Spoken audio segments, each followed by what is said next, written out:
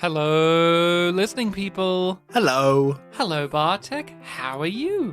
Bita, how are you? I am that too. Whatever that means, translate it Is that through. German for good? I don't speak that language. Should I have said Bitte schön? I don't speak that language. Me neither. I only speak podcasts. That's what I speak. I'm still learning. You're still learning to podcast? It's almost been a decade. Yeah. Maybe you'll figure it out. You've actually had longer podcasting Yeah, experience. if you actually go back to our very first episode, there's like little running jokes of me being like, see, this is how you podcast. And yet you've forgotten it all. You're Well- like, well, what's podcast? Well, you do two podcasts at the same time, so who am just I? the one. I Who are you? I don't know. Who's this 2025 person that I'm talking to? It is I, Ryan Slawinski here, one of the hosts of Spit and Polish Presents, because we are both spitting young gentlemen who both happen to be in the top 10 Polish podcasts. Oh yeah, we are. That's right. I think we're number one at the moment, actually. I And we're number one just... of the two. I think we're at the top of like the two men podcasts. As Oh well. yeah, that's right. Never forget, we are also the two men podcast. See, I thought we were just permanently number 4 of the Polish one because it just never updates. No, it's like it did update. Oh, it did? Update. It did update. Yes, it has. I swear. We'll go through our emails if it's still there. I think we got updates on the Polish men. Top 10 Polish podcasts. I think we've climbed up the ranks because we've outlived the other podcasts. Not all of them make it to 10 years. Not all of them make it. But, Bartek, what do we do on this podcast? What are we doing today? So on this podcast, the first of 2025, we are doing Pictures Powwow is the name of the show. Spit and Polish presents Pictures Powwow. On Pictures Powwow, we have a film that we have watched beforehand, which was picked by one of 3 entities. Entity number 1 is me, Bartek. Entity number 2, Ryan. Hello. That one that just said hello. Hello. And entity number 3, the collective listening people, all of you. That is you. You out there.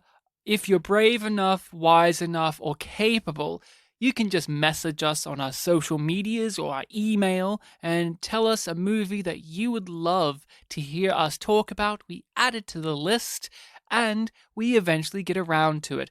And we are here in the year 2025, which has been declared as the year of older movies, whether they be classics or just from a different era and time. Yeah, from the year 2000. Oh boy, that was a quarter of a century ago. So think about that for a little while. Yeah. Feel young? Better. That's the year after my brother was born. It was forever ago. Ooh, in a pre-9/11 world. But I recommended a film, and to kick us off in our classics, retro, older movies, whatever you want to label it, I suggested that we should watch and talk about M from 1931, directed by Fritz Lang and starring Peter Lorre.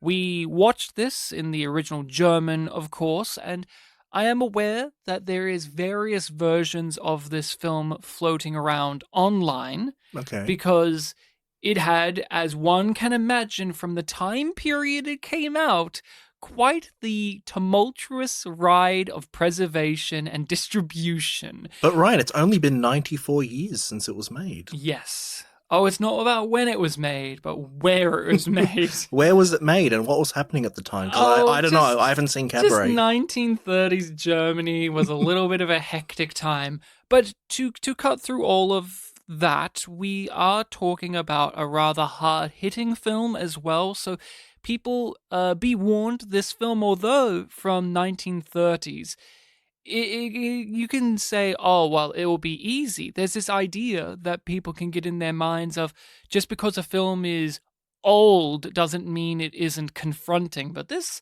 is a story about a town, a city, a group, a society that has been rattled by a child murderer.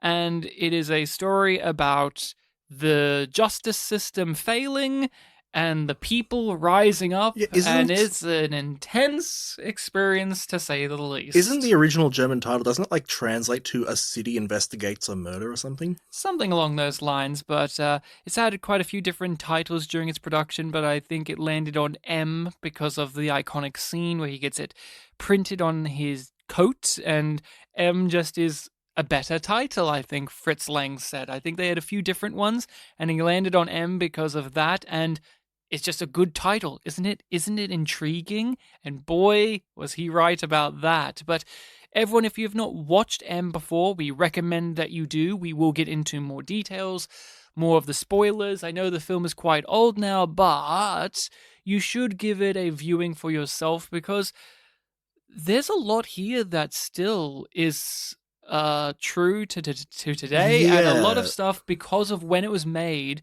of this this eerie time in German history that adds a certain flavor to it that's best to taste for yourself. Yeah, I'll say up front right now that it's quite accessible in terms of like how it's told. Like when you told me, "Oh, we're doing a 1930s German film," my mind immediately jumped back to first year university where we watched The Cabinet of Dr. Caligari.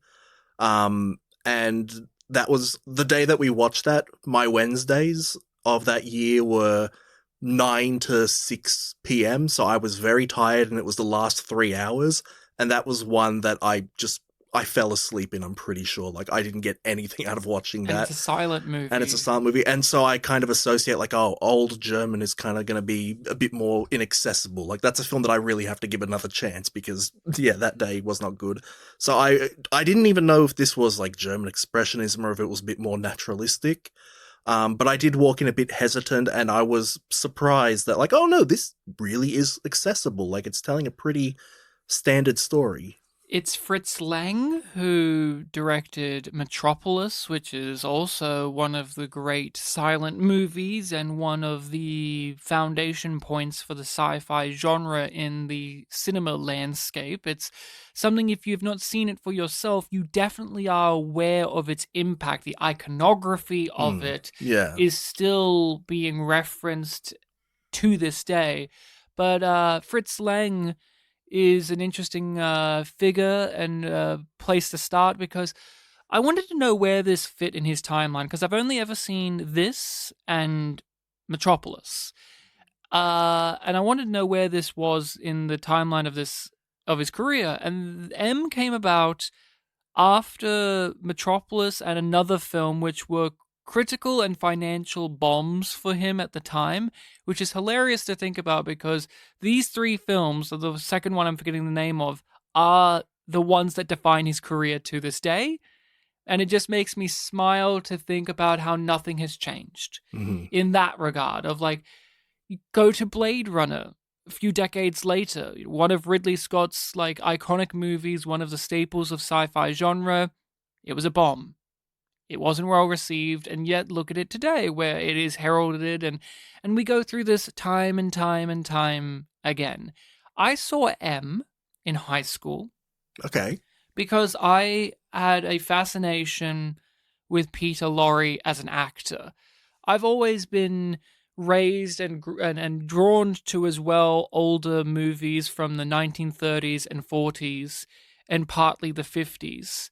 I've said on this podcast, of the decades of cinema that I'm the blindest on, it's the 60s of like mainstream big movies. Like that's the era where it's like I don't feel like I've seen a lot of, but a lot of things surrounding it I've seen plenty of. But I in high school got a fascination with Peter Lorre because I just kept seeing a bunch of movies he was in, and he is such a unique screen presence. From his eyes to his hair to that baby face of his to that iconic voice.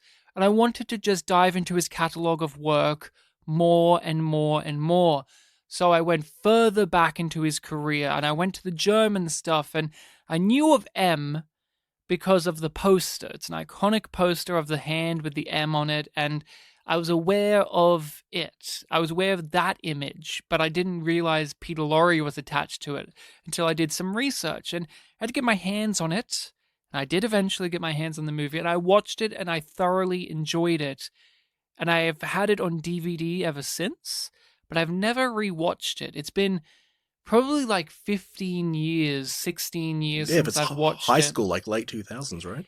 And I have just been thinking about it over the last year or two. It's just certain shots have been lingering in my brain, and I've been saying, I want to give this a revisit and see if it's even more effective now. Because when I watched it in high school, I found it a very haunting experience. I was bowled over by the technicals of the movie. There's a lot of impressive shot compositions, and the editing in this movie is exquisite, and that's still true on this watch. But I went in on that first watch for the performance, and I was blown away. I was satisfied. But today, I wanted to come in and go beyond just looking at that one thing that many people go, oh, Peter Lorre's great performance. I wanted to look at more of the elements of the movie that I may have overlooked when I was like a 15-year-old. So Yeah. I recommend it, assuming that you hadn't seen it and maybe hadn't even heard of it. Yeah, I'm not sure that I had heard of it. I've heard of the letter M. My first name has it, Bartłomiej. So you didn't know much going in. So what was your overall thoughts and opinion and experience of M? I think as I was starting it, there was a synopsis that I read that it was about, a procedural investigating a crime. So I was wondering, like, okay, how's it going to be told? Like I said before, it wasn't, surreal. It was pretty standard. But yeah, I walked in optimistic, thought like, okay, we're going to start the year off with something a little bit different. Definitely the oldest film that we've covered so far. Correct. I don't think we've ever gone before the 40s. So here we are. And yeah, it was quite an experience. And was it a good experience? Overall, yeah. Yeah, I enjoyed it. I watched this with my wife. She had not seen it before. She was delaying. She was doing other things. And I said, in 20 minutes, I'm going to start this movie. And she's like, yeah, yeah, yeah. And then I started the movie and she's like, whoa, whoa, slow down. I didn't realize it was going to be in German. I have to read. And I'm like, yeah, yeah. And it hits straight away. You have the children. When we get to the movie itself, we have the children singing their little song about a little child murdering, kidnapping freak in town, and the women, the adults are worried about this and they don't like this, and it is just there laid out bare from the beginning. But I had a marvelous time with this. I thought this was fantastic. It's clear straight from the beginning the tone. The tone is so melodic. There's a very calming quality to this movie, and it slowly ratchets up the tension, where some of my favorite scenes are not the big high drama points, but the little almost windows into what life is like in such an extreme situation. My favorite scene, weirdly, is when we meet the, in quotations, union, or the crime underworld, and we have them sitting at a table. One of them's grabbing out all of these pocket watches, the other guy's doing card tricks, the other one's smoking his big pipe. That was my favorite bit of the movie, because it just showed you like life goes on, even in a moment like this in which the town has been pretty much in lockdown because of a child murderer that they can't catch. But here are these guys just sharpening their skills, just living life as they usually do, and yet it's not. They are still trapped. I love that moment, and there's so many of them. Well, I was going to say, a film that we've done not too long ago that was also filmed in Germany, a bit more comedic than this one, Willy Wonka and the Chocolate Factory. A lot of that first half of the film is seeing the day-to-day lives of people during this whole competition that's happening, and how this competition has like reshaped everyone's kind of moral compass or like priorities. Like there's a like kidnapped husband plot where like the wife is, super serious about it, and then when the ransom demand is like her supply of chocolate, it like completely makes her question, like, is it worth it to save my husband? Kind of like that, but definitely a lot more serious because this one's about like a child kidnapping. Murder. Serial Murders, murdering. kidnapping, and murders. An implication of molestation. Mm. Lovely. Add that into the mix. Yeah, But it's a good cherry on top. I loved it. I thought that the intercutting was just breathtaking because it begins to get more and more and more presence. We start out the movie as fairly traditional in terms of its like presentation and editing. There's slow pace to it. There's a lot of breathing room. Here's a silhouette of Peter Lorre. Great, you're communicated visually like this is the predator, this is the monster. We have all of the forensic scenes of like his handwriting indicates this and the procedural. Then we meet the underworld side and they give their take on the story. But then we start intercutting the belief system and the way the underworld operates with the police Mm. and how different and similar they are. And the way we just keep cutting back and forth between them gets more and more frantic but deliberate in how much it quickly keeps just cutting between those two. And since it's in black and white, and since this is an older movie, there's almost this disorientating feel where it's like, wait, are they in the same room talking to each other? No, they're not. But that was just kind of like the beautiful chaos that the film was leaning into as we get more and more and more and more and more into the almost hysteria of the participants of the film. Yeah, I think for me the most memorable portion of the film was that first third because it is just so many kind of slow vignettes of like different things. Like even the way the film begins, like you've got the children playing that elimination game where they say like a little poem or something, and whoever it ends on, they're out. And at first it's like, oh, they're saying like really dark things in this poem, but that's usually how these things are. But then you have like the woman on the balcony who's like, stop singing that dreadful song. It's based on like a real thing that's happening. And it's like, oh, okay, there's like darker implications behind this song, as she called it. So like this is actually something that matters. And then she has that conversation with the singing girl's mum, and like that further establishes like, oh yeah, this is what the film is about. This isn't just like a random thing that the film starts on, and it just develops from there. And you have so many scenes. Like the one that I remember the most is once everyone is wary about like, oh, who could it be? Like there's this one shot where it's like, oh, a little girl approaches a man. It's like, could you tell me the time? And like he just very, upbeat and like, oh yes, of course, I'll tell you the time. The time is this. And then he just throws out there, oh, where do you live? Like asking like, oh, how long will it take you to get home? And like someone notices that and becomes very suspicious, approaches him. Other people notice this and they just gang up on him. It's this like manic scene where this guy who we could tell was like just an innocent guy is, getting harassed. And it was reminding me of, The Hunt. I was thinking of The Hunt. I was thinking of a few of those type of movies of wrongful persecution. Yeah. And the group mentality, the mob mentality. And then, yeah, you had another one not too long after that where it was like those 2-story buses. They were arresting a pickpocket. Yes. And the pickpocket happens to mention like, hey, I'm just a burglar. It's not like I'm the child murderer or something. And then someone in the crowd hears child murder. And it's like, did he say child murder? And then the whole crowd is, manic. And it's like, oh, this is trying to rip him apart. Yeah, this is just infecting everyone. This hysteria. And it happens quickly. Yeah, very quickly. And like you said, there is still so many people just living their day-to-day lives, even if they're acknowledging it. And that includes the killer himself. Yeah. Because when we cut over to Peter Lorre, he's having just a very, like, happy-go-lucky time. He's writing his notes, he's sending off his letters, he's doing his routine. It's been unaffected to begin with. That's the great part. We see it play out. Everyone else is getting impacted by this hysteria and the police putting their boot on the throat of the town. But it's not impacting him. He's going about things just as usual for a time.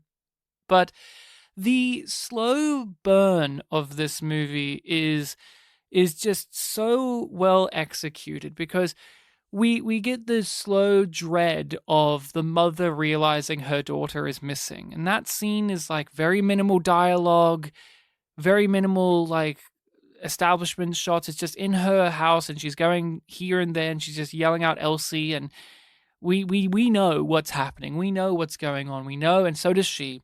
But she doesn't want to really want to grapple with that yet. And when it all like hits to that point where it's like, oh my god, my daughter's oh my god, we cut away from her and we don't see her until the end of the movie. The mother, she's gone. Like that's it. Yeah. Because the movie's not about her. The movie's about, in my mind, I saw a comment about this of someone, I think it was a review, said that Fritz Lang is not interested in characters, he's interested in society. Society is his character of choice. The German title translations, like a city investigates a murder. There is no main character. There are characters that you follow, but really this is about the societal like reaction to something like this. And it's not a favorable look on them at all. Like this is the warnings of like groupthink and mob mentality and like how emotionally driven we are, and we can't just go through the beats of investigation. We can't trust the cops because look how long it's taken them, look how many people have died. Like there's validity to the argument, but when handed to just the people who are angry, we are nothing but animals. Yeah, and it's not even just like that example I pointed out before of like, a stranger is talking to a little girl on the street, so people gang up on him. You can get a scene, a couple even, where it's just people sitting around at a dinner table discussing the news who, presumably their friends or acquaintances, and then one of them just like, it's you, isn't it? And then get into a fight. You like children, don't you? How dare you, you bastard! And they start fighting each other. They turn on each other so quickly.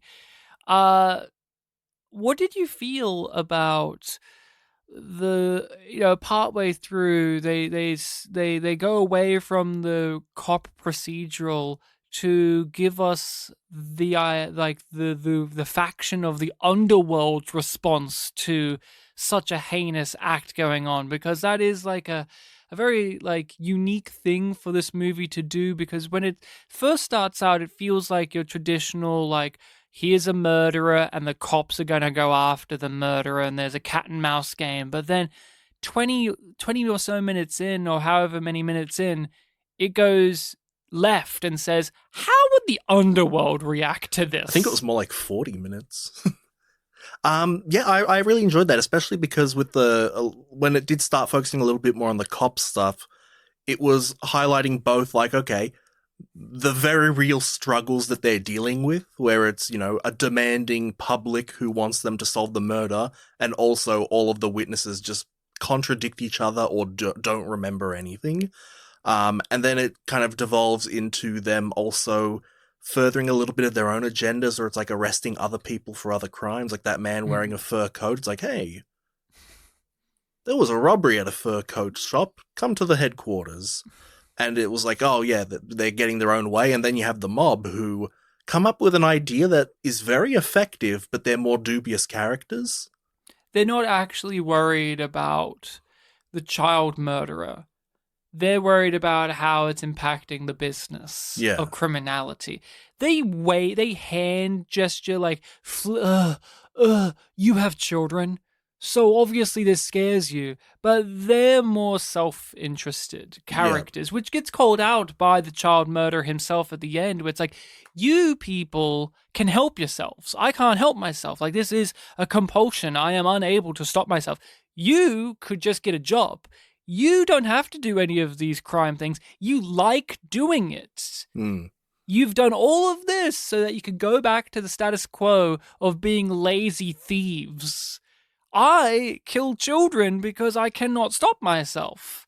What makes you any better than me? Like, that type of thing. It's a very effective climax. And after spending a great portion of the movie following the gangsters, the underworld, and at least for my mind, having this wrestling match of, do I sympathize with them? Because although we know their reasoning is just because they want to get back to business, they're getting the job done. Like, Yeah. they're getting the criminal. They're using their resources of the homeless, which I found out in the trivia, like that group were real in Germany. And The group. Not. I thought you meant the actors. no, well, a lot of the actors in the final scene were real criminals as well, because Fritz Lang wanted authenticity, and I think it said like 20 to 30 of them were arrested during production because Oh, they were wow. active criminals. Yeah. So that's interesting. But like that homeless group that they used to track down, that was a real life group in Germany at that time. I kind of got that impression because, like, I think the first time they mentioned it, it cut to like this building where a bunch of them were like in beds and you know they were being questioned. And I was like, oh, and they were handing each other the food that they had gotten that day. Yeah, this feels like a very commerce. deliberate thing. This isn't just like, you know, the vagrants sitting on the street. In fact, that's kind of what they start doing when they're on the job, being a bit more typical homeless. But yeah, again, I really like that contrast where both the police and the mob, you know, they've got the two aspects of like the moral duty and then the agenda. And with the police, it's like, oh, the agenda is like the, I won't say unusual thing because police corruption's a thing, but it's like the kind of twist on them. And then the mob, it's like, oh, you know, the agenda's the big thing with them, but the moral thing that they're doing is kind of the twist, and still seeing how they're similar but different. It is that thing that you say to yourself when a crime goes unsolved or unpunished of, is the system broken? Is it failing? Is it faulty? Because we follow the police and we learn very, very succinctly how much work they've done. They've done a lot. Like, here's the amount of clues we've picked up. Here's all of the witnesses we've interviewed. Here's, like, the pathologist who's doing this. Here's the forensic expert doing this. Here's the guy who reads the fucking, like, handwriting, and he can determine this. Here's how the map diameter is today, yeah. And here's us going through the woods and literally picking at every piece of grass to see if we can find a scrap of evidence, and yet there's no results being gotten. And the criminals think, well, we can do it if we just gather up our forces and just brute our way through it. And they do. They do get there very quickly, but it's like, does the ends justify the means is the thing. Because the cops, they have a right, like, opinion on things, but it feels so callous of like, well, we can't trust the public to give us information. That was also a scene I really liked. The guy scoffing at the commoners. Scoffing, because isn't he right, though? We saw him be correct in the movie of just like, look at these people. They will give us contradictory evidence and accounts. Lots of them are just attention seeking. Lots of them are lying. They'll put us one way when we should have been going the other way. Like, it's nice to say that the public can help us. Really, the public hinders the process. But we cut over to the criminals, and they're relying on the public and their eyes, and their people on the ground who are looking out for things, and they pretty quickly get the killer. Yeah. So how does that make you feel, though? Because the film does give us the evidence of like the weight of why these opinions are had by each party involved. You know what I mean? Like, the cops are saying, like, the public, we don't need them because they just give us all of this grief. But then the criminals are like, well, here's our way of getting it, and it works. But, like, how does that make you feel? Because it's not a clean-cut answer from the movie itself. Yeah, we don't have the hero Hollywood cop who was like, I worked out the clues and I caught the criminal. Or that one witness from the public who gives them the puzzle piece that unlocks the case. Like, oh, great. Instead, the police are seen as slow and lumbering and barely competent and have contempt for the public. But at the same time, the public in the movie that we are seeing are contemptible people. Like, you got to trust a colorblind person? Well, I mean, the most heroic character is probably the literally blind person, right? Yeah. Oh, yeah, exactly. They're because they were underestimated. Yes. By the killer. They noticed that the whistling in the Hall of the Mountain King. Yes. I'll just ask it now. Mm-hmm. We've already referenced it a bit, but How did the air of Nazism feel to you when watching this? Because this is made in a time where the Nazis were on the rise to power. One of the writers of this movie was a Nazi. Many of the actors of this movie were involved in the Nazi party, or at least had allegiances to it. It's a movie about Germany in this time where they find the people who are like other or lesser than or whatever and like have to put an end to it. The head criminal guy is doing a lot of like the big boisterous hand gestures and the yelling. How did that feel to you? Like, did you have much of a reaction to that? To be honest, I walked into the film with that in mind because, we did Cabaret last year and it's still kind of fresh in my mind. But honestly, it didn't really affect my viewing too much. I was mostly just still looking at it from like the, society in general kind of commentary. But isn't that a part of it? I mean, society in Germany at that time was becoming what we know it to have become, which is like one of the greatest evils of human history. True, yes, and I see that in retrospect and after reading up about the film. But like in the process of actually viewing it, I wasn't really thinking about it too much, even though I had it in the back of my mind. Like, this is the era where, they're on the rise. I couldn't escape it. I couldn't get past it. And I think it makes the film stronger, of course, and there's an intent behind it. You read trivia, you read Fritz Lang's accounts, you read his wife's accounts of what they were saying and what they were doing. They're contradictory to one another. She was a Nazi, he was not. Oh, wow. Yeah. His ex-wife became a member of the Nazi party. So, in the reading that I was doing, it just described her as then wife. I'm like, ooh, I wonder what happened. I think now I do know. He was a half Jew and he had to leave a few years later. Yes, a lot of interesting behind the scenes of this that I feel bleed through into the screen.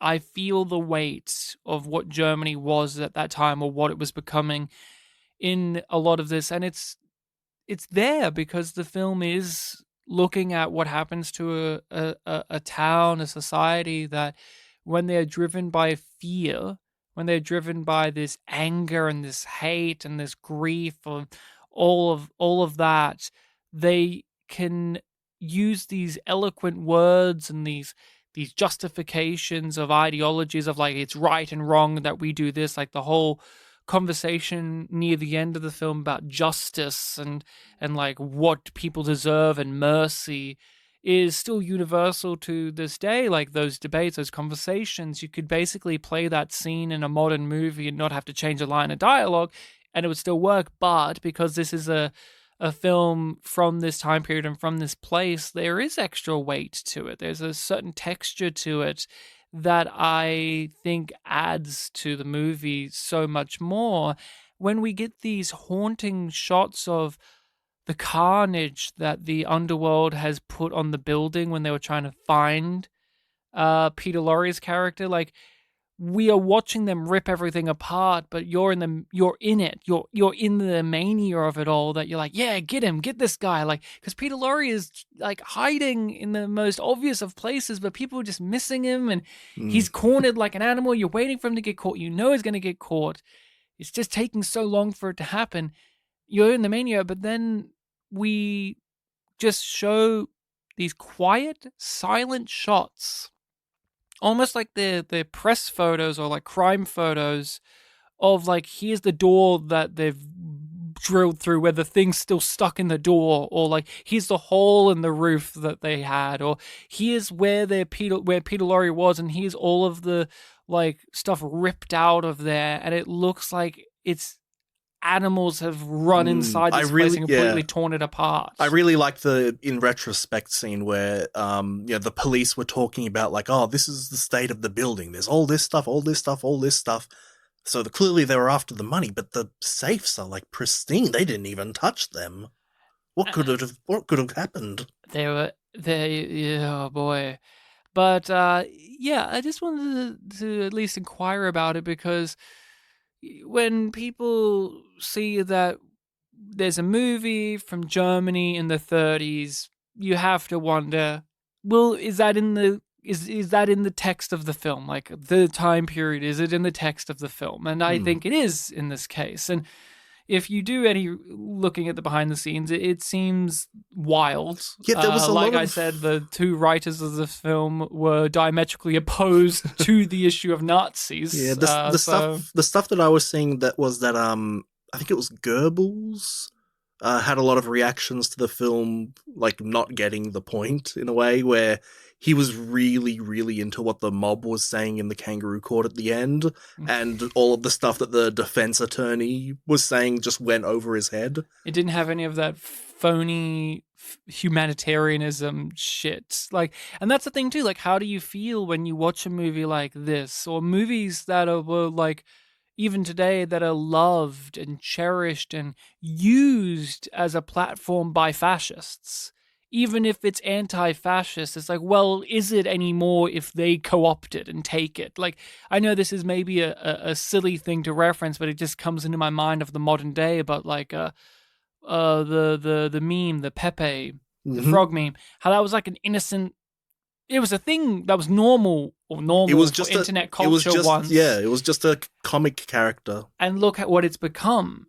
Like, the fact that I can say it has political meaning is insane. But you look at a film like this that, like, to us, cut and dry, is pretty much like a warning of what people can become when driven by their primal base emotions. But the Nazis, the fucking government, were like, this is great. This is the positive of the movie. But to even counter that point, because this movie's from a different era and time, there are things in it, in my mind, that feel like ironic of like, well, by today's standard, you would look at that and that would be framed as like a negative thing. But in this movie, they're not. This is legitimate. Like, the guy who reads like the handwriting and he does like a whole psychoanalysis on the handwriting of the killer. It's like, good, you can tell by the way that the letter is up here that he's criminally insane. But that's not the film being what we would today like point out satirical. Like, oh, satirical or dramatically, or irony of like, oh, look how failing the system is. Like, they're willing to literally read anything into the clues to get the killer. This is what things were like back then. This is how they did crime. Like, and let's not even pretend that type of thing, like the handwriting thing, that's something that still floats around today. Maybe not in the realm of solving crimes, but in the world in general, that still floats around of people like, oh, I can read. There's all these experts that read into things like that. We'll see how they are with the new generation that really likes typing. Or yes, it's like those body language experts, and you're like, oh, there's those YouTube videos of like a person who's like, well, this person's clearly a murderer because their eye twitched in at one point. There's a lot of that in a lot of the true crime documentaries. Like, oh, in this interrogation footage of this very exhausted person that we talked to for 5 hours, you can see how, these body movements indicate guilt or something. And this film has that, but obviously because of when this was being created, that's just what the procedure was like. Fritz Lang had made a few crime-based movies, had worked with the police on many things, got access to stuff that made it so he could do this film. Like, he talked to actual murderers and things like that to better be able to create this. And it shows, like, although it's easy to say, oh, it's dated in these ways, a lot of it is still timely and relevant, whether it is this social commentary, whether it is the conversations about justice or revenge, or even how we solve crimes and how we narrow down the case and things like that. I really liked when that one policeman went to Peter Lorre's place and he was like looking at the table trying to figure out what it is, and he just missed the windowsill. It was right there. Oh yeah, that was like a moment of realization, like, oh, the windowsill. Yeah, and that feels like that would still happen now in the framework of how he went there. As like, it wasn't an official investigation. It wasn't like the whole squad was there. It was just him, and he had to quickly get written down his notes of like what he's observing, and it was like the cigarettes was like the little case of it because I think it was cigarettes because Hmm. he mentioned cigarettes and the other guy's like, wait, the brand of them or whatever. It's like, oh, I swear that was at something else. And he read it. It's like, hey, there was these 2 cigarette butts of this brand of cigarettes. It's like, yeah, just because he smokes cigarettes, that's the same. Doesn't mean that he's a killer. It's like, doesn't it though? Like that type of thing is scary to see, but it works. What did you think of the performances, whether it be Peter Lorre or the other players in the film? They were incredibly believable. Like, I knew that this wasn't a Hollywood film, so I wasn't walking into it expecting like, oh yeah, they have to have like a positive, upbeat ending or standards of that time. I was expecting it to be a bit more blunt, with how considering the topic. But yeah, I really liked how sincere everything was. Like, it didn't feel like anyone was, maybe a little bit with Peter Lorre, but it didn't feel like anyone was like super elevated to like a caricature degree. Everyone felt very real in how they responded to things. They start out as caricatures, but as we get to know them, they become more natural or authentic. I bring this up, for instance, of the one criminal that got left behind, the Hmm. one that the police get their hands on. When we first meet him, he's like the lug nut. He's the lug of the group. Like, he's the big guy. He's a dopey guy. And even when he gets captured by the cops, he's still kind of that caricature. But as they tighten the screws on him and he realizes like the bind he's in, he becomes like a really he becomes a well realized character. And that performance elevates into something much more. I another moment that stood out to me as a favorite, and I thought of Twin Peaks weirdly enough with this moment, with them interrogating Bobby in the first episode of Twin Peaks, but they're interrogating him and he gives his case and they go, okay, and then the cops just stop talking all together and just start writing stuff down and just keeps writing stuff down and keeps writing, and it goes on forever. They're writing things down and they're looking at each other and then like, oh, yeah, and they keep writing stuff down, and you see the criminals start to sweat and start to get like nervous at the fact that they just are writing, and then they get back to it. Like the cop stands up, he turns the light on, now it's really bright, like, here's how it's gonna go, okay?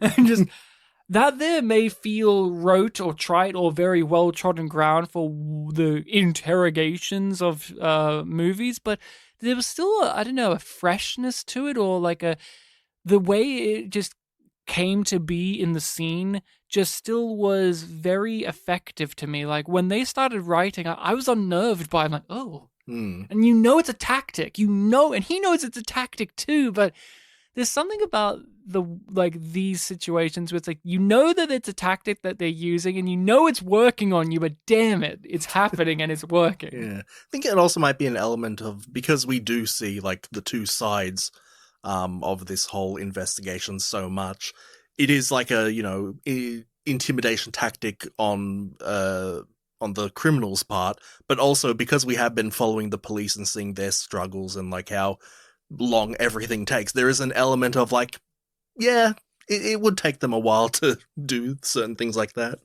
I thought the head of the Underworld's performance was one of the best of the movie. Peter Lorre, we'll talk about him, of course. He's in the movie a lot less than you would expect, but he gets a spotlight, don't get me wrong. But like the de facto main character to me was the head of the Underworld, and he is terrifying because he's highly emotional in random spurts, but he's super efficient in what he does. Like, that's the thing. Like, when he is in the uniform and they, like, the policeman's uniform or the guard's uniform, and he's like ordering them about in the building to do this, do that, don't do this, don't do that. It's scary because you're rooting for him. And you shouldn't be. The film is showing you how dangerous what they're doing is, but he is a charismatic leader, and he is one that knows exactly how things need to be done and the way they're going to go about it. And that comes to bite you in the ass even more so when you get the kangaroo court drumhead trial in which he becomes He becomes this malevolent force who's speaking all of the stuff that the movie has been having him speak throughout it all, but now he's really laying it on because he hasn't been talking a lot during the movie outside of like, here's the plan, here's the rules, but we've always understood why he's doing this. And it's just amplified more so in that scene where he's saying one thing, but he's meaning another. Like he's saying like, so you're a murderer. You have compulsion. That means you should die because those are the worst type of criminals. Like he's putting on this veneer of justice, but really he's just a businessman. Yeah, he's keeping it a bit cooler than everyone else, like who's like full crowd mentality, and also from the defense attorney and from Peter Lorre, they're pointing out the hypocrisies of him finally. And which is worse? The heated emotionality of the crowd, like the women who are like calling Peter Lorre a monster and like, you've never been a mother, you don't know this, rah, or the cold rationality of him in this, where he grabs out the pictures of the kids and he's not relishing it. He's just doing it like this is needing to be done. Like, do you know this one? Do you know this one? Do you know this one? He has his moments where he flares up with anger, but really it's performative. Like, there's just this iciness to the character. And like, which one's worse? Like, it's easy to wag your finger and go like, the people who literally want to rip him apart are bad, but there's something about him being the ringleader of it all, where he doesn't care that much. He just wants him out of the picture so that we can go back to business. The whole, show of it being a trial is a complete farce. The fact that they even got a defense attorney at all, like, brings it into question. And we never got to see that set up. It just, here we are. It was almost like a comedic reveal, because, like, Peter Lorre is, like, just been dragged back in. He's fallen on the floor. He's basically on all fours against this, like, wall or something. He acted as his own defense attorney as well. Like, he gives his big, like, here's why I did this. And they tell him, like, this is a trial. You're going to be on trial. This is going to happen. This is going to happen. This is going to happen. You're also going to have a defense attorney. And then, like, a few seconds later, you cut back to Peter Lorre and a voice, or like, I think a hand literally appears from the corner of the screen. We get a lot of hands on shoulders. Yeah, and then the camera, I don't remember if it pans or zooms out, but you see, like, on the other side of this wall, which is like, not even like a full wall, there's just a defense attorney guy sitting at a desk. And he's clearly a homeless man. Yeah, and he's just in business mode, and he's never played for comedy or anything like that. He's just like, yeah, I'm your defense attorney, and I'm gonna do a sincere job. But it's futile. Yeah. Because it's already decided upon. But he's gonna do it, and he believes it. Like, that's because he's the voice of the film. Yeah, he's like it's not Miguel Ferrer, but his dad in the Kane Mutiny. Oh, yes. Where it's like he comes in at the end, the defense attorney, and he speaks the truth. And ignores all the hypocrisies and personal agendas. I also really like the cops, like their performances. They were like different types of cops. Like, I love like the kind of snooty elegance of like the chief type character, the one who's like in the full business suit and tie and whatever, the one who's calling the shots a lot. He feels very detached and just like he cares, but also this is just his position. And then we get like the head like murder investigation guy, and he's almost filthy, like he like grubby as a person. Like, we get this low shot of him where he's got his feet right next to the camera, he's got his legs spread out, he's got like his gut hanging over, and he's just like relishing being able to like solve this. And is he the one that like put his head under the sink in that? Yeah. He's the one that like when they take the criminal that they caught and they rattle him by being like, you're now going to talk to the head of the murder investigation. And he's like, why? there's no murder. He's like, well, actually, you're involved in a murder now. And like, that's how they ring him out. He's almost like this Columbo-esque type character where he's kind of like this grimy, schlubby He kind of enjoys guy. having the power in the situation. But he knows exactly what he's doing. Yeah. he's he's efficient at his job. And it's fun to see him get kind of rattled when he reveals, like, oh, the person that we caught, it's the murderer. His performance, to bring it to like another Western performance that I thought of, was he reminds me of the juror in 12 Angry Men that just wanted to go to the sports game. Like that guy, the one who's like constantly like wiping his brow, and he's like, I just want to go to the sports game. But that's like the veneer he puts on for his job of like, he's like an affable, I just want to do this thing, whatever. But underneath, he's like Sherlock Holmesian level, like, I'm going to get to the heart of the matter no matter what it costs. And I like that. And again, the shot compositions of this movie tell you so much about the character. Like, I keep thinking about that one underneath the desk where his feet are right next to the camera and we're looking up at him, and he's like that's an often villainous looking shot, but it's like in that, and it goes on for so long, and he's like just unfurling stuff, and he's got his legs spread wide, and it's like this really uncomfortable, claustrophobic position we're put in for such a long time. And you're like, what's the intent of making this character framed this way? What's the rationale behind it? But as we get further along, it's like, oh, it's because he has the mouse exactly where he needs it to be, and he's the cat. Like, he's got everything in place now. But Peter Lorre, he's a well-known figure in Hollywood history, but this is one of his non-Hollywood movies. A German actor, Jewish actor, who obviously had to flee Germany and go over to Hollywood and keep working. A figure that Looney Tunes love to draw all of the time. Yeah. Humphrey Bogart liked to slap him a lot in movies. Often in my mind, a comedic figure, or at least overtly slimy, where to me rarely was ever genuinely scary, but kind of like, oh, he's scary, but like in a lovable way, like in the Maltese Falcon. It's like, oh, he's scary, but not really. But in this movie, none of that's there. He is, in my reaction, upsetting. Oh, very upsetting. Yeah.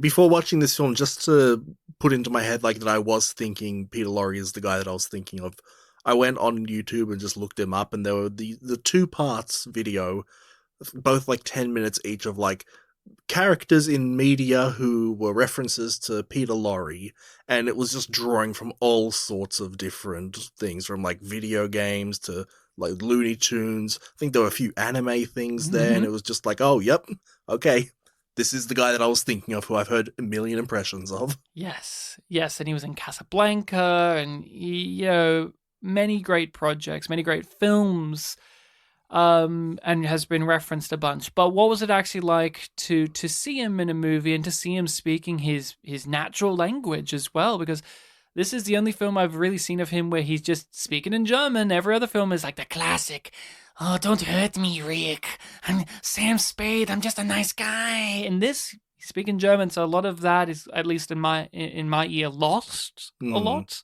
You can still hear the voice, the inflections. Yeah. No, he was really good. That final scene in the courtroom, like, it's one of those things where it's like, this is, this is a character that you are not meant to be on the side of. This is the antagonist. I know that this film's, talking about society, but this is the character who is committing the crimes of the film that's being focused on. He's the inciting incident. The inciting incident and the big focus. And he manages to add a sympathetic element when he speaks his piece. And that is a very big achievement for serial child killer who is also potentially molesting the victims before he kills them. And he doesn't even remember. That's how awful it is. He knows it's bad. He knows it's heinous. So the actual acts of the murders themselves, his brain doesn't even let him think about it, because it's, even for him, he knows it's wrong. It's that he can't even contain that within himself. They do, there's not much of him. There's, at the end you get his big speech, but he's sprinkled throughout in ways that are necessary. Because if you spend too much time with him, you're going to undercut the point at the end that you're talking about of making him sympathetic. because how can you make him sympathetic if we spend time with him unless you're going to have these hackneyed ways of like, oh, he has a wife and kid himself, or his mother, or like, and they point that out in in the investigation of like, these people, these murderers of children and all these people, like they list a couple of real ones.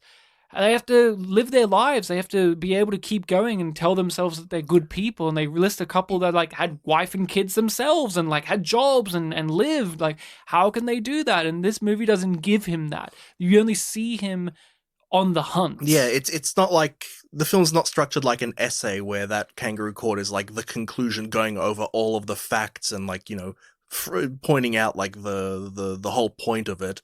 It is like him finally in the spotlight saying his piece and us realizing, oh wow, this is what this guy has been going through. And we've been given the evidence of that in the movie beforehand. One of the sequences that stands out to me is when he tries to get a little girl and he can't, and you can see it really tears at him and eats away at him, and he has to go to like that little bar or cafe and get a drink. He gets a few of them and he's whistling the song like to calm himself, and you can see that he's this tormented creature who, the cycle of his kill was interrupted and not fulfilled, and oh my god, I just can't. But you can tell from Peter Lorre's eyes, those big eyes, that it upsets him that he's like this. Not so much it upsets him that he couldn't kill. Like, that's the thing that's special. And we haven't talked about it, but there's lots of silent sequences in the movie. They were deliberate. Like Fritz Lang, this is his first talkie. This is his first film with sound. And so a lot of those sensibilities of silent cinema is still there. But it didn't feel to me like clunky transition from silent to talkie. It felt deliberate. It felt super specifically put there. And that was one of those where it's like, yeah, there's sound, the whistling, but basically that's a silent scene. Like, everything you're getting told is through the visuals and through the actors' big facial expressions, which you could say nowadays we probably wouldn't act on film that way. But I don't know, there's something to it that was still authentic and true. Like, I believed Peter Lorre throughout all of this movie. And he's a character that you feel like you shouldn't side with at all because of what he is and what he does. Yeah, and the stuff that we learn about him is stuff that, at least in, I guess, the media that we've been consuming in this, era of history, it does kind of fall into what you hear about, like, people who are mentally unwell can't be held responsible for their actions and they legitimately need help. But... and having that pointed out, it still felt like a huge revelation. Like, yeah, that is the way it works. But the justification is, help doesn't matter. They'll just get out, they'll find a loophole, they'll escape, it will just happen again. Yeah, society is not perfect, so it will not go the way that, the law wants it to. Or the victims want it to. Because the movie ends on that too, of like, yeah, he gets, there's a trial, like... he gets the Hollywood ending of like the bad guys don't get to kill him and the cops come in and arrest him, and you don't even see the trial, you just see the end of it. You just see everyone shuffling out of court. You know that, oh well, in the end he gets tried away. But the film looks at you directly with the victims, the mothers, and being like, this doesn't bring the children back. This doesn't solve anything. And it's like a really bitter pill to swallow at the end of it, because you had that that discussion just then of like, oh yeah, the film has been kind of omitting like the obvious of like, oh, there's the rehabilitation and justice system, and the criminals have been saying throughout the movie, nah, none of that works. Like, they escape or they find a loophole, whatever. But there's that part of you that's like, well, they're in the wrong. The film's going to show us the right. I've watched movies before where the movies will have a little juggling about like, justice system. Is it good? Is it bad? But in the end, we arrest a child murderer and show that the justice system has a reason and a function and it works. But then the film grabs you by the shoulders and shakes you at the end and says, no, it fucking doesn't. And then walks away and says, that's the end of the movie. Yeah, there's almost like a dourness to the fact that, they're in the middle of this kangaroo court. They're literally getting up and approaching him, and then off screen you never even see them. You only hear them like, oh, clearly the police have walked in and are aiming guns at them. It's like, And a yep, hand on the shoulder. yep, and now we're gonna do things by the book, which we've just established might not lead to the best ending. No. And the film, I think, for one that came out so long ago, has so much worth to it. From those performances, from the themes of the movie, from the commentary being made, even just, you can relish at the historical placement of it, as we've talked about, with like all of the conflicting things happening from the production and what's in the movie.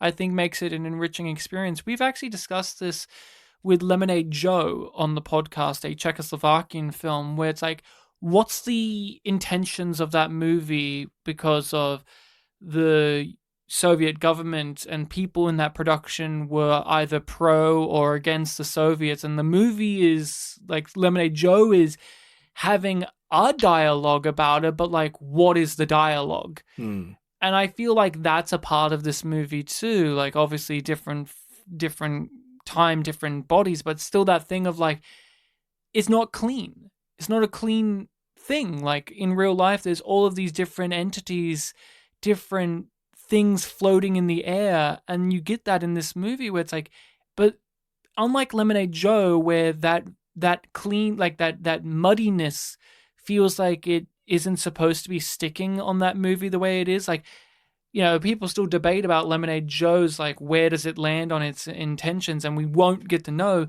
The film, I think, embraces that and warms itself with that and says, like, whether it is about the Nazi stuff or even, as we just went through, the justice, the way of bringing about justice and closure and all of that, it doesn't give you, here's the answer. Here you go. Isn't it nice that we had a 3-act structure that went beat by beat and gave you a nice, lovely bow on the end that tells you this is what the film is all about. We get a bow on the end with the mother looking at the camera, but it's one that makes you reevaluate so much of the movie and say, oh boy. It's one of those dour European sensibilities we sometimes talk about. Yes, it is. But there's a lot of like technical stuff that's impressive, stuff that, we take for granted now, like the handheld camera stuff. There's like that big oneer that they do where the camera's like floating through the building. They go through the glass of the window.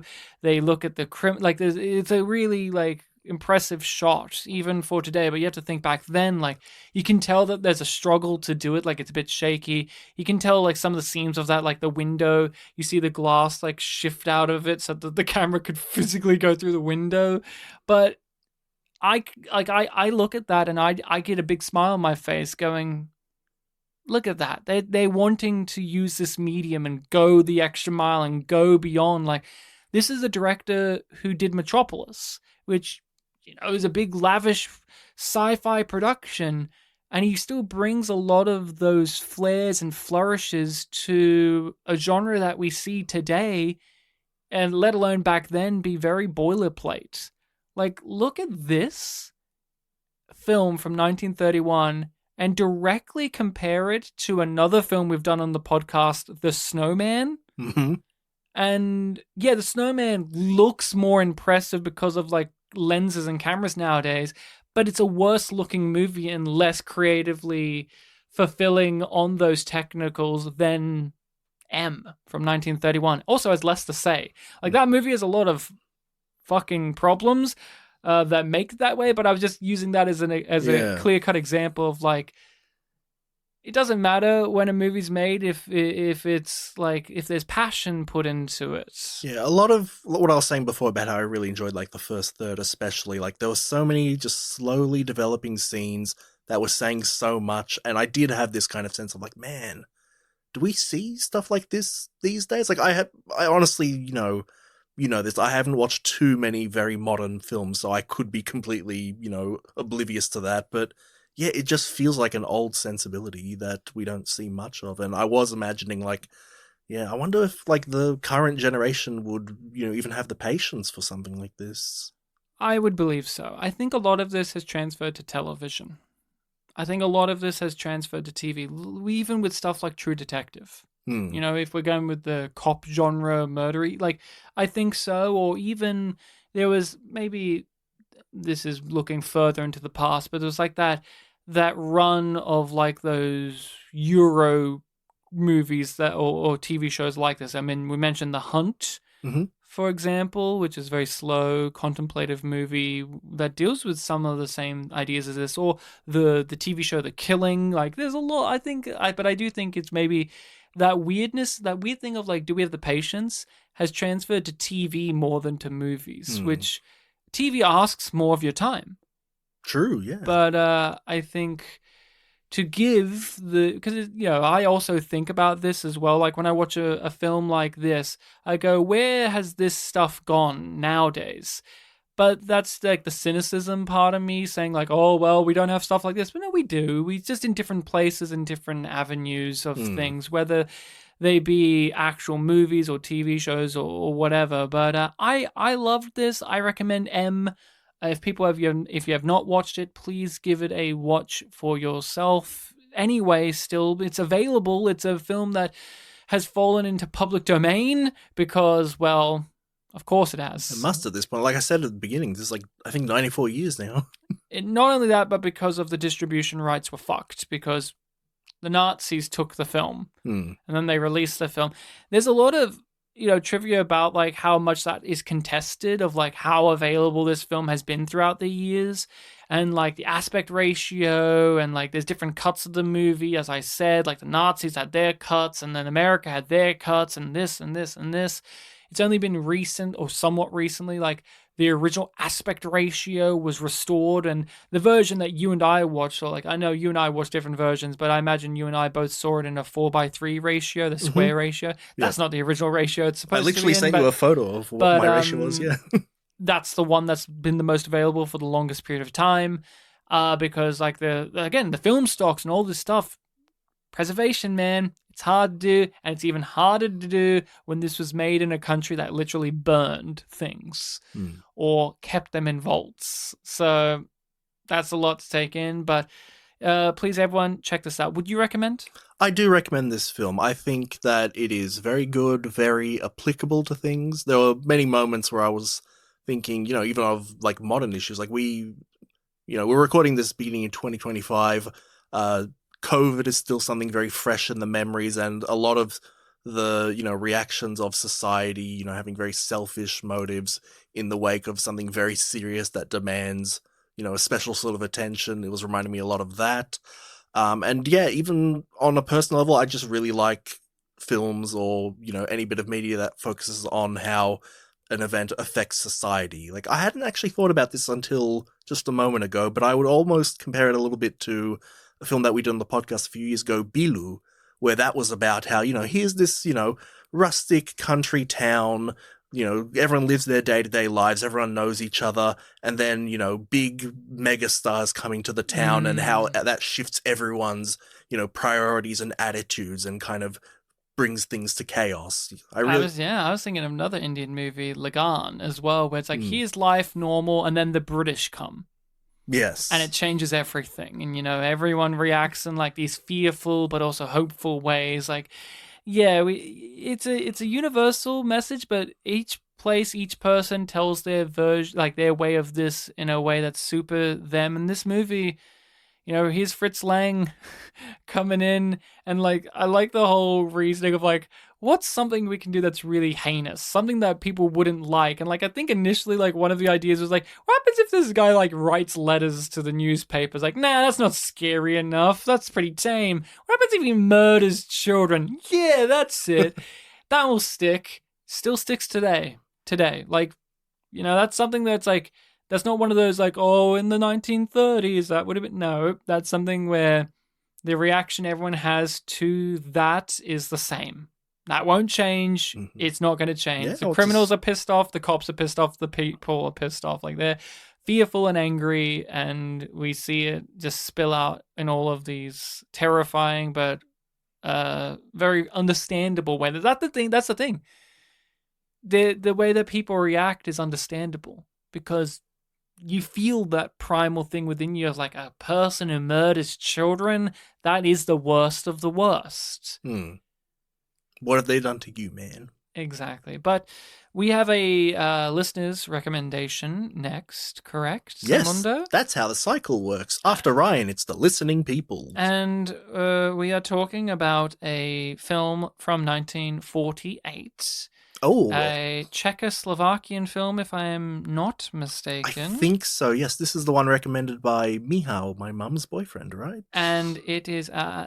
forgive me if I do not get the pronunciation right. I do not speak the language, but... So like a single word or something? Krakatit? It's Krakatit.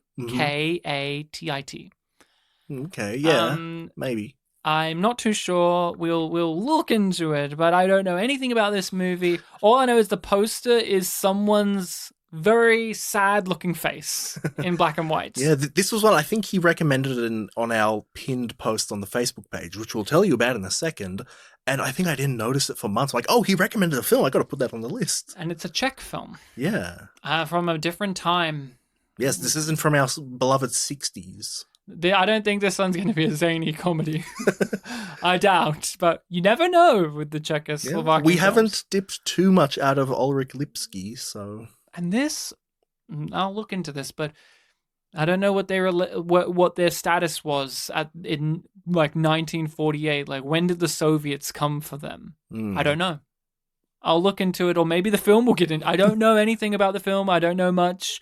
We'll watch it. We'll talk about it. Everyone, check the description of this episode to get the title of it, and so that way you can find a copy of it. I'm sure it's available out there from 1948, and I'm very excited to get more Czech films. But also, again, this is a film from a time period that we've visited briefly in the past, but not for this country. That'll be unique as well.